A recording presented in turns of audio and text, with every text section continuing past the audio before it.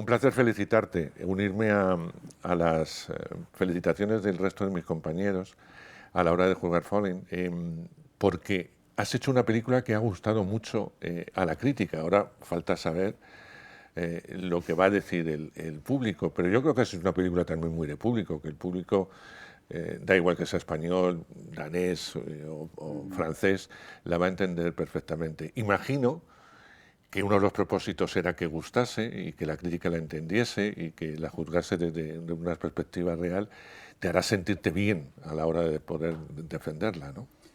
Sí, bueno, incluso a la hora de rodar fue muy grato ver que el equipo técnico y los actores se relacionaban con la historia de Fallen. O sea, que me contaban cosas sin que yo les preguntara nada. Y bueno, esto me recuerda a mi abuelo, o de una experiencia similar, mi infancia no sé qué, o tengo amigos que han sufrido esto, mi abuelo era así, no sé. Tensiones, problemas de comunicación dentro de familias. Incluso algunos hablaban, bueno, esto me hace pensar en la sociedad, la polarización, todas estas cosas. Y dije, qué bien. O sea, aunque es muy detalladamente local, regional, íntima la historia de esta familia en Fallen, parece que tiene alguna relevancia, una aplicación universal, eso, incluso en rodaje. Y lo he visto con periodistas en diferentes países. Yo ahora no solamente en España, pero estoy haciendo entrevistas por teléfono y pronto voy a ir en coche. No quiero volar, no quiero estar así. Voy a ir en coche solo de un país a otro. Voy a ir casi todo el mes, un mes casi, a Francia, Alemania, todos los países europeos donde sale la película poco a poco. Y hablando con estos periodistas, noto que la reacción es generalmente muy buena y ellos hablan de la relevancia que tiene en su país o para esa persona personalmente, su familia. Y eso me gusta. Claro, quiero que se entienda la historia y que guste, si puede ser. Y hasta ahora, pues bien. No sé, es una película, es una historia sobre una familia en Norteamérica, una película americana, digamos.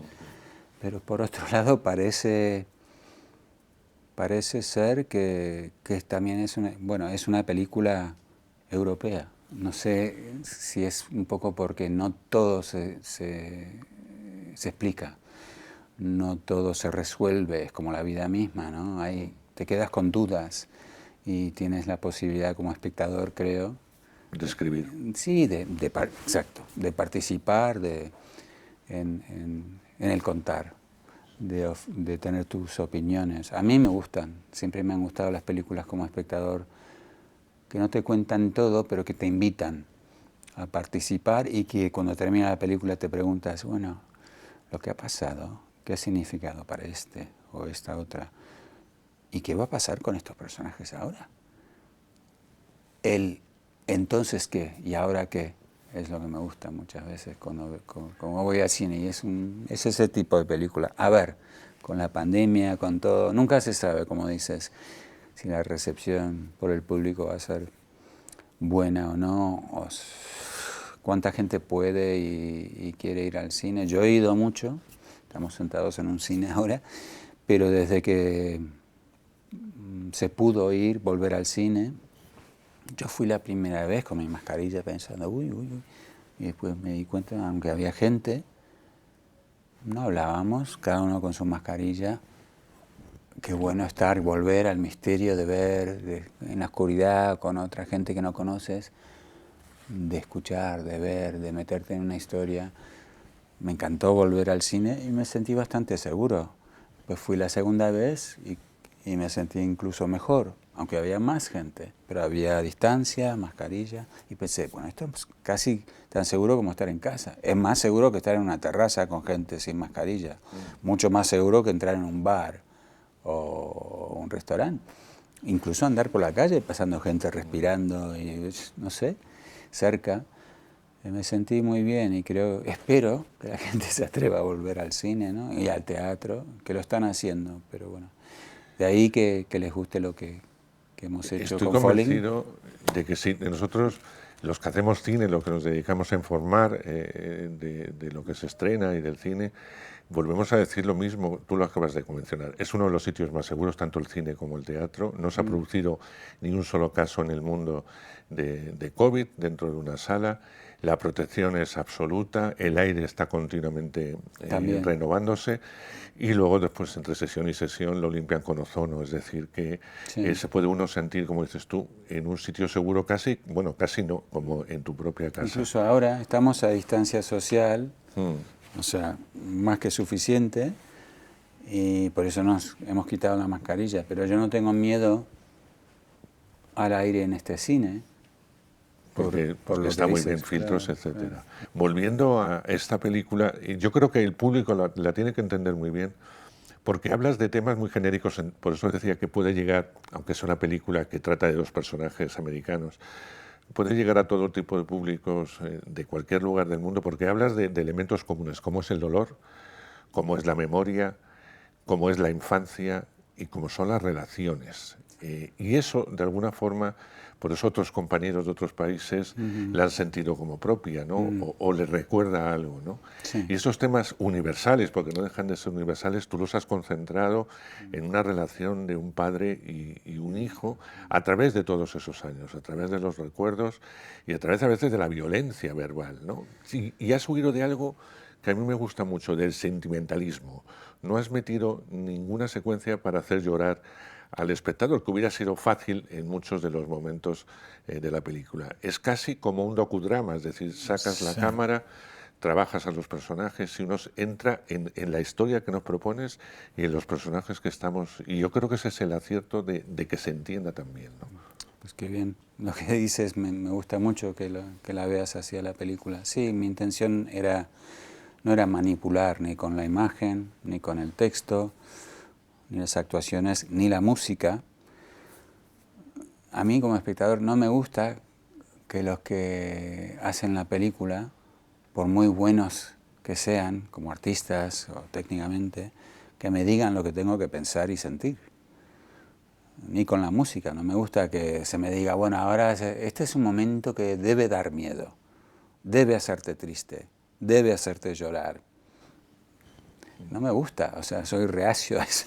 Entonces, a ver si por la calidad del contar y de las interpretaciones, de la fotografía, de la dirección, por la calidad se me invita, me despierta un interés en ver y escuchar lo que me están contando y de opinar, de rellenar un poco yo también. Si es así, entonces bien. Y a ver si dura hasta el final de la película o si se acojonan y van a lo fácil al final y resuelven todo y bueno, el malo lo matan o el malo llora y dice perdón, soy malo. La vida no es tan sencilla, ojalá fuera así siempre, pero no, eso es una fantasía, no es un documental, pero el intento es contar algo que uno sienta que es verdad, que es honesto. Y una clave es la interpretación del protagonista que hace el papel de Willis, mi padre. Es un actor que tiene una historia de 50 años o más en el cine. Lance Henriksen, que ha hecho 270, 280 películas, pero nunca ha tenido un papel así, me atrevo a decir. Y es una actuación tan limpia, tan honesta, tan compleja, con tantos matices. Es una interpretación muy valiente y que por un lado lo ves y dices, bueno, este señor es imposible, es un cascarrabias terrible, pero lo que él ha hecho, la forma de escuchar, de entrar y salir de los inicios de la demencia, de la confusión, de la rabia, cómo se defiende, porque piensa, bueno, duda, me están atacando, me están criticando, por si acaso ataco yo primero. Esa es la actitud que tiene. Es un personaje muy difícil de interpretar y lo ha hecho tan bien. Y eso es muy clave para que la historia funcione. Hombre, yo creo que ha sido muy generoso también. Los actores a veces sois generosos dependiendo de también lo que os exijan o el guión que tenéis entre manos. Y yo creo que este actor se ha desnudado emocionalmente. Mucho. Porque si no, hubiera sido imposible lograr esa interpretación. Sí, sí. Una No, cosa es lo sí, que tú tenías en guión, cómo has trabajado con él, y otra cosa es que él haya estado dispuesto sí. a decir, a saco, como decimos en España, y emocionalmente no le puedo cortar. Si le corto, ni le quiero hacer bueno ni malo, como tú dices, le quiero hacer real. Y eso es muy complicado, y eso es ir un acto de generosidad del actor. Por eso digo que lo que ha hecho Lance Henriksen es valiente, es una interpretación muy valiente, porque él, bueno, a ver, pasaron unos años, o sea, intentamos una vez a levantar la película, no pudimos, él ya estaba, iba a ser este personaje, después se cayó, 2 años más tarde intentamos otra vez, le pregunté, ¿estás conmigo? ¿Seguimos? Sí, pero hubo una pausa en la respuesta, digo, ¿qué pasa? Bueno, es que va a ser difícil, porque voy a tener que bucear en unos recuerdos complicados en mi vida. Él tuvo una infancia brutal, brutal. O sea, es un tipo, es un señor que era analfabeto hasta los 30. Se crió en las calles de Nueva York. Bueno, tuvo padres alcohólicos, que bastante un maltrato psicológico constante. Lo dejaban a la puerta del orfanato cuando querían salir de juerga. O sea, constantes novios nuevos, algunos le pegaban, pero no tiene amargura. Cuenta estas cosas a veces riéndose. Dice, mira cómo es la gente, que me hicieron esto y ¿te lo puedes creer? Y yo, no, es increíble. Y lo más increíble es que no estés enojado, enfadado, que no hables con rencor de estos recuerdos.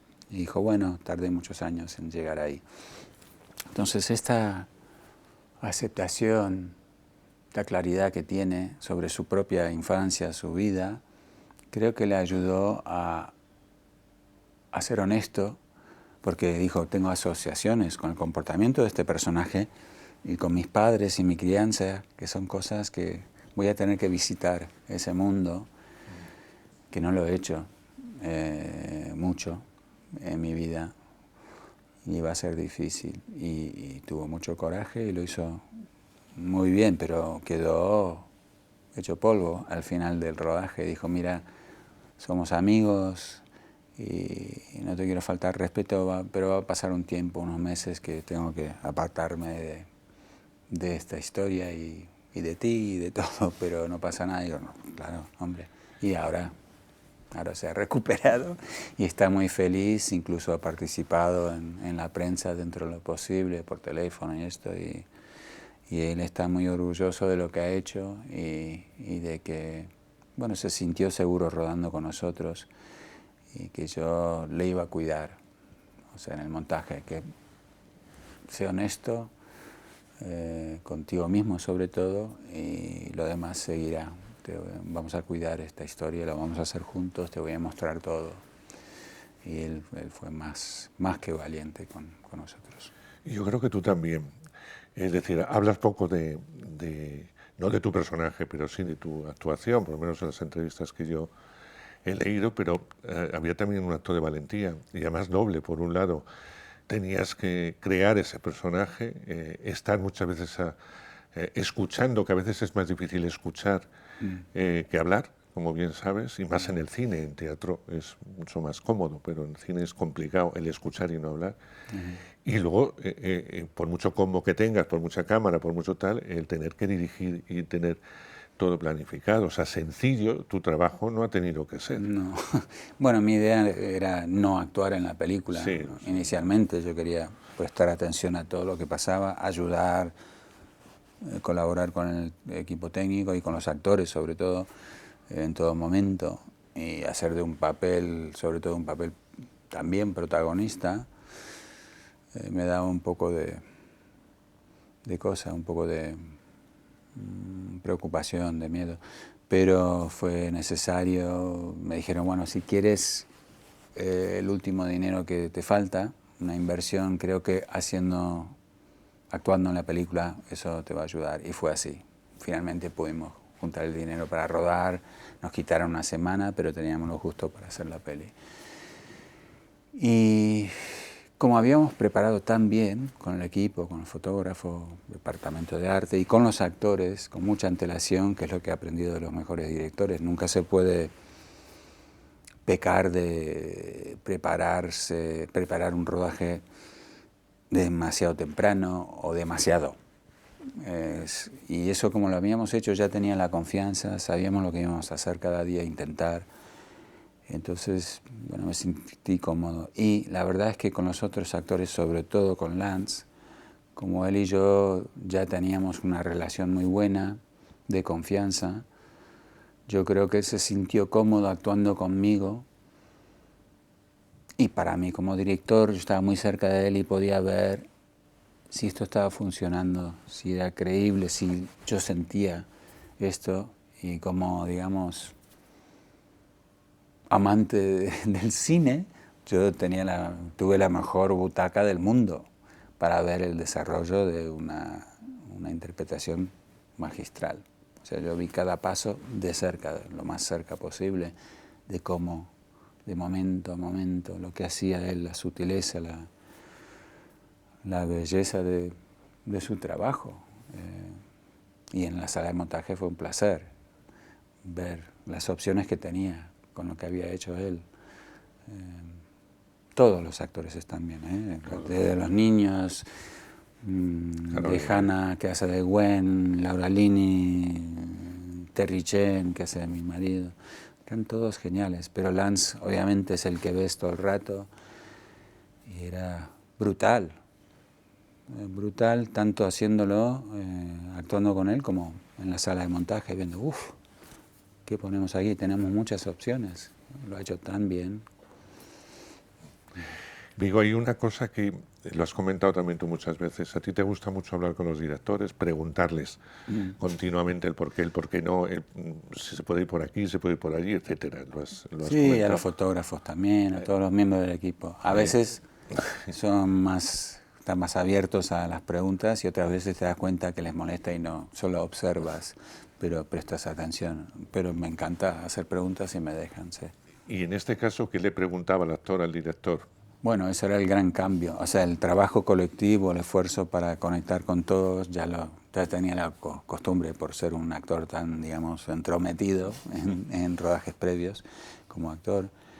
Pero el gran cambio fue que yo era el recipiente, digamos, a mí me hacían las preguntas y todo el mundo y todo el rato, y no solamente preguntas, pero preguntas que necesitaban respuestas inmediatas. O sea, estás en un rodaje y te dicen que lente, o esto no funciona, o el actor no puede, o tenemos una hora, tienes que elegir los planos que vas a rodar, porque no puedes rodar todo, hay que tomar decisiones inmediatas, ¿no?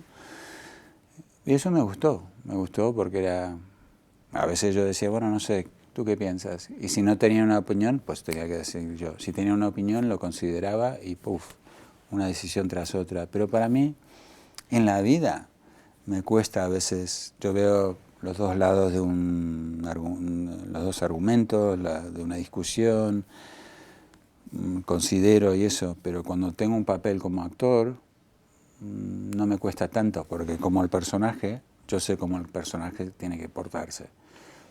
Aunque me tiren una frase inesperada, yo reacciono como el personaje.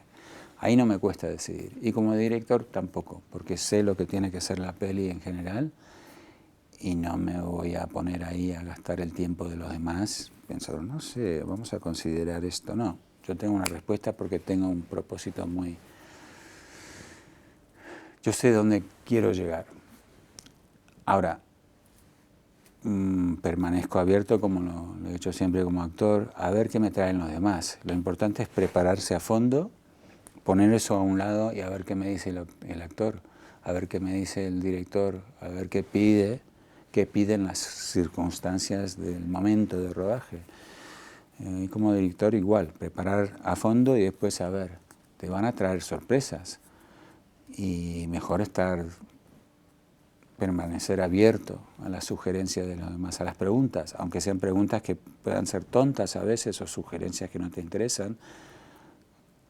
Una pregunta o una sugerencia te puede llevar a otra idea que no habías tenido. Siempre se puede mejorar lo que uno ha pensado hacer, ¿no? Y eso lo viví y me gustó mucho, me gustó. Fue agotador todo lo de las preguntas, pero estoy ansioso por repetir, me ha gustado la experiencia mucho. Una experiencia que ha sido un largo viaje. Para hacerse realidad, Falling no era el proyecto inicial con el que tú querías estrenarse como director, tenías y sigues teniendo en mente ese proyecto. Durante la pandemia sé que has escrito otro guión y ahí estás luchando. Porque la verdad es que levantar un proyecto cinematográfico, ya sea en Europa o en Estados Unidos, es bastante complicado. Estados Unidos es casi imposible ahora, pero sí, la pandemia ha hecho algo más difícil, que ya era difícil, que es levantar una película del llamado cine independiente, digamos, y sobre todo una historia como Fallen, que no va a lo fácil, que no te lo explica todo, que es de esa manera un poco ortodoxa, digamos. Entonces es más difícil y con la pandemia es más difícil. No sé, puede que la próxima sea una película europea que ruede en Europa, no lo sé, pero sí me gustaría. Tengo varios guiones, a ver cuál cuaja, para cuál puedo conseguir el dinero. Hay una cosa muy bonita que he leído en una entrevista que te han hecho, que recuerdas a Agnes Barda, una de las grandes y menos reconocidas iniciadoras de la Nouvelle Vague, que siempre se puede decir que es la madrina y de la Nouvelle Vague. Una directora interesantísima a todos los niveles, en todo lo que ha tocado, documental, ficción, etcétera. Y que te dio un consejo estupendo, ¿no? Que voy a leer a ver si te lo digo bien. Dijo que para hacer una buena película no debes mostrar, solo tienes que conseguir que el espectador quiera ver. Y yo creo que sí es un consejo, y se ve en Fallen, que la has seguido al pie de la letra. Esa es, como te he hablado antes, es esta idea de no subrayar, de no decirle al espectador lo que tiene que pensar y sentir. Pero yo no lo había puesto, no tenía las palabras como para decirlo escuetamente, como me lo dijo ella. Y lo que decía ella me tocó y me pareció muy cierto.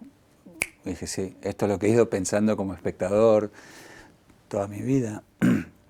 Y ella, como lo dice, es exactamente eso, es que hay que respetar al espectador, su inteligencia, su personalidad, su forma de pensar, respetar eso contando un cuento, contando una historia sin exigir ni que la vean, ni que la entiendan, que sientan algo, pues nada, tú cuentas y si a mí me parece interesante te voy a seguir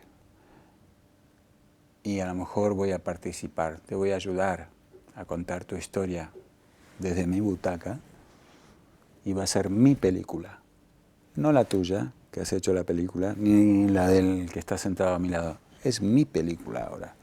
Me apodero de esta historia, como lo haces cuando lees un poema o una buena novela, tú entras en ese mundo y es tu historia, no es la del escritor ya, es tuya y eso es lo que me gusta como espectador. Y si eso pasa, y así hacía el cine ella, ¿sabes?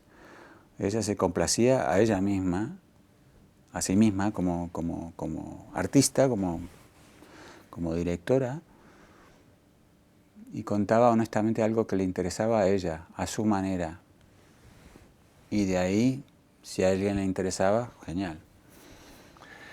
Decíamos antes en la entrevista que la película resuma vida y la realidad a veces supera la ficción, ¿no? Y tú has dicho en muchas ocasiones que la vida te tiene que sorprender. Y yo te pregunto, ¿la vida te sigue sorprendiendo? Sí, todo el rato, todo el rato. Hay muchas cosas. Hay cosas generales. Por ejemplo, Falling sale ahora durante la pandemia y estamos mucho más conscientes de los mayores. Eso no era algo que yo sabía que iba a pasar. Eso me sorprendió. Pero me sorprende la gente. Hay gente que yo conozco muy bien, amigos, mis hermanos. Nadie es una cosa todo el rato.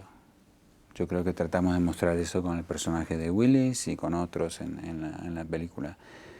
Y a veces mis amigos me sorprenden con sus actitudes hacia ciertas cosas, sus opiniones, o a veces con su malestar o sus preocupaciones.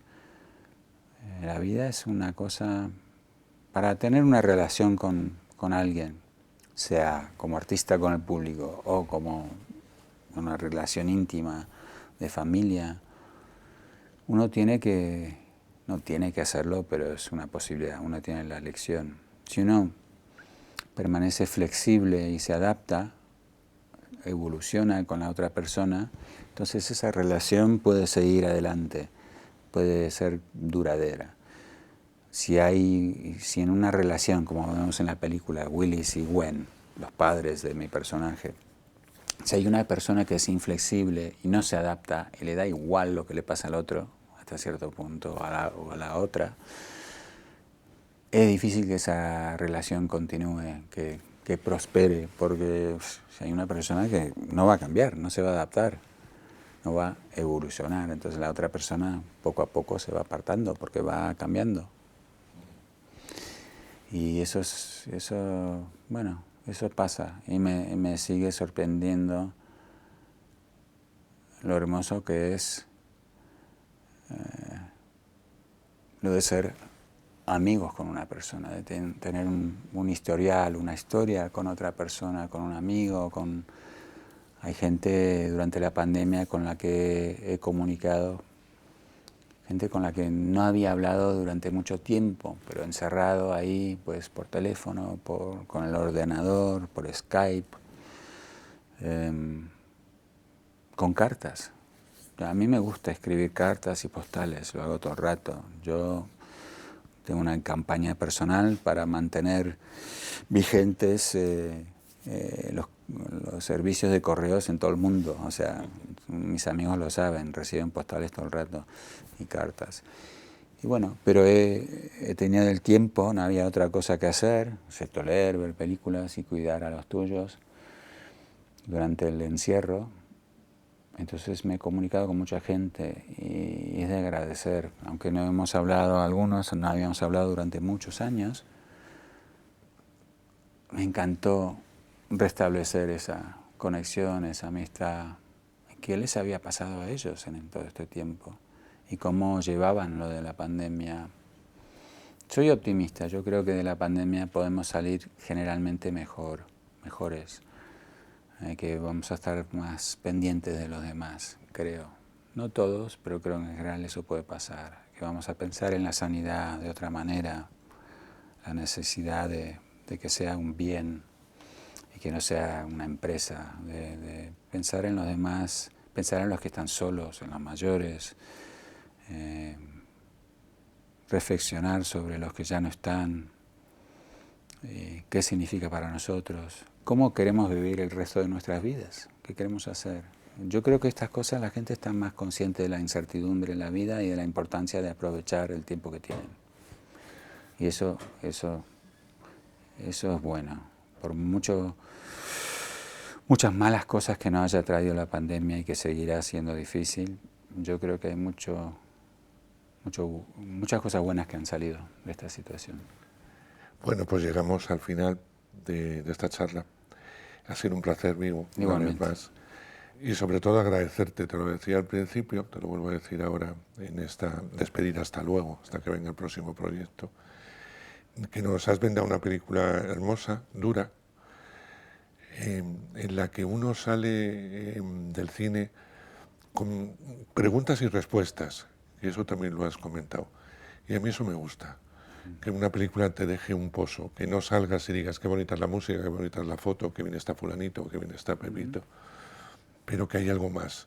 El cine no deja de ser y de contar historias que a veces van más allá de la realidad y que a veces la realidad se queda pequeña en el cine, ¿no?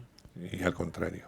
Así que gracias por esta peli, ya la podéis ver en toda España a partir de este fin de semana y espero que la película tenga un larguísimo recorrido y espero verte pronto otra vez a las órdenes del proyecto que sea como director, ya no te digo como actor, que sé que tienes proyectos, pero sí como director, porque nos has brindado una obra muy interesante. Te has puesto el listón muy alto, te darás cuenta cuando empiece la segunda. Sí, bueno. Muchas gracias. Bueno, me alegra que te haya tocado y que te guste. Y sí, espero. Sí, siempre dicen que la segunda película es la más complicada, ¿no? Para un director. Pero lo habrá. La voy a hacer. Eres muy tozudo, ¿no? Sí, ya tengo a alguien interesado a ver si sale para adelante. Sí. Gracias, Vigo. Muchas gracias. A ti, por tu tiempo.